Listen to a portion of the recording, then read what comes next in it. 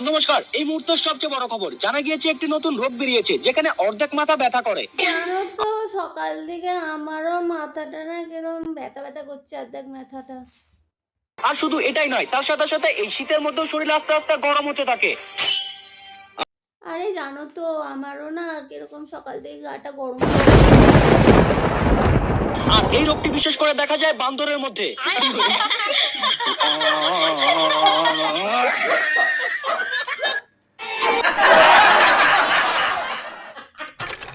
কি ঠান্ডা লাগছে।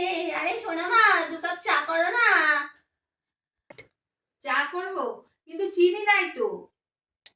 আরে পাশের বাড়ি থেকে কাপ ভরে চিনি নিয়ে আসো আর চা বানিয়ে নাও। পাশের বাড়ি যা কিপটা, ওরা দেবে আমার চিনি?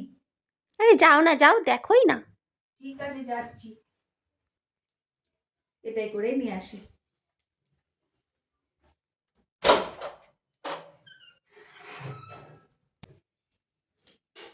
তোরা বলছিলাম না যে ওরা যা কিপটা, ওরা আমার চিনি দেবে না, আমরা দেখেই দরজা বন্ধ করে দিল।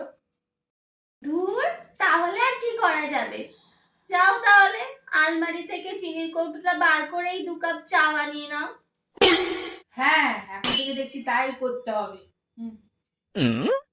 আরে চিনির কৌটোটা ভালো করে আটকেও কিন্তু, দেখো যেন টিপতে না ধরে।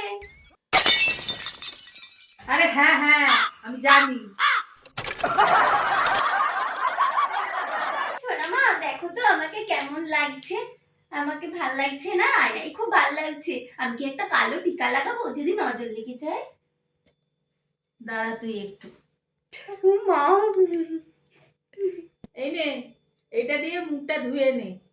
তুই কালো টিকাই, লাগাতে হবে না।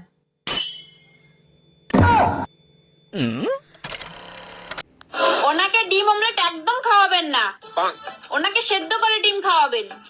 আচ্ছা ঠিক আছে, চল এবার চল।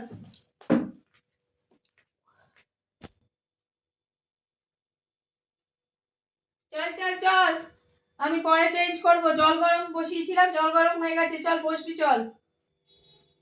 আরে আমি কেন যাবো, বসবো কেন? আরে ধুর। আরে মহাজারা, ডাক্তার বললো শুনলি না যে তোকে সেদ্ধ করে ডিম খাওয়াতে? আরে কি জ্বালা, আমাকে সেদ্ধ করে খাওয়াতে বলেছে? এই ডিম সেদ্ধ করে খাওয়াতে বলেছে, আমাকে সেদ্ধ করে বলছে।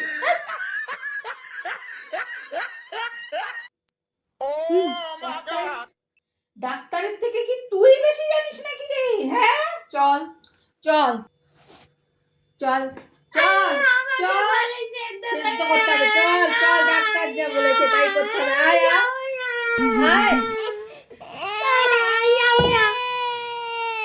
এ ভগবান, কেন আমি ডাক্তার দেখাতে গেলাম, আমাকে বলে সেদ্ধ করবো।